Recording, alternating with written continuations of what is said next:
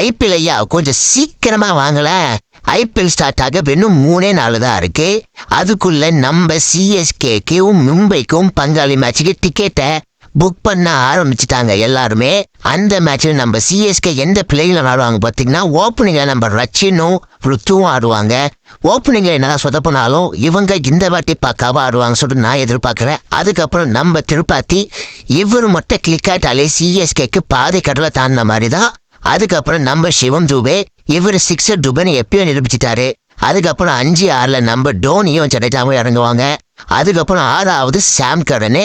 அதுக்கப்புறம் 7வது நம்ம நாயகன் மீண்டும் வரா நம்ம அஸ்வின் அண்ணா. அதுக்கப்புறம் 100 அகமது 10 கோடி கொஞ்சமாச்சு யூஸ் பண்ணுப்பா. அதுக்கப்புறம் நம்ம பத்திரனா இந்த வாட்டி கண்டிப்பா டோனி தலைமையில பத்திரனா பக்காவா போடுவாரு. அதுக்கப்புறம் அன்ஷல் கம்போஜி இம்பாக்ட் பிளேயரா நம்ம கலீல் அகமது. இந்த டீமை வச்சு கப்பை தூக்கலான்னு பார்த்தா எதுக்கு நம்ம பங்காளி